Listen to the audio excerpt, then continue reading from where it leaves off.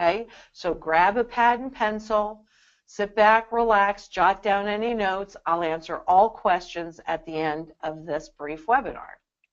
And first, we're going to start by welcoming you to a peek beneath the skin of the market, which is all about enabling you to make educated choices. Today, we're going to be talking about Deutsche Bank on the brink, because even though they've been around since 1870, today they're on the brink of failure.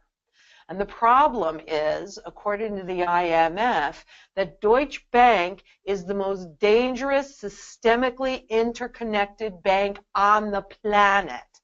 So if they sneeze, we all catch pneumonia, and that's why this matters to you. But they say that for several reasons. First of all, Deutsche Bank is extremely leveraged. Second of all, the leverage takes on a lot of debt. They have to pay all of this new debt, and that's happening at a time when their income and their financial situation is eroding. But the problem further is that they have the largest derivative book of any bank on the planet, including JP Morgan Chase. And they are completely interconnected to every single financial firm and financial product on this planet.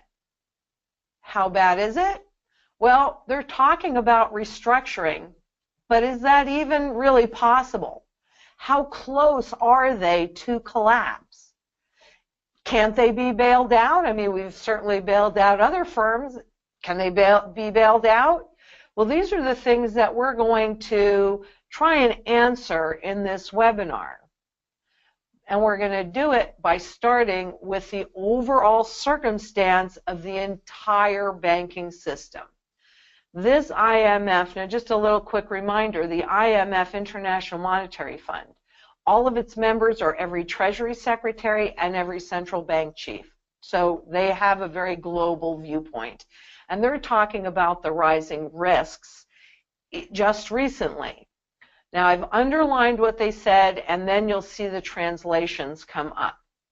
So the system has gotten a lot riskier, a global financial system, because all of this QE money printing and all the things that they're doing simply are not working. They're not keeping the markets levitated the way they would like them to be.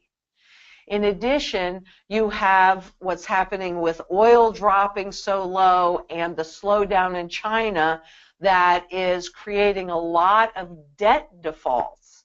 Well, most of the derivatives out there, we'll talk about this a little bit more, but most of the derivatives out there are tied to interest rates, which are tied to debt. So if there are a lot of defaults, it certainly could trigger a derivative event.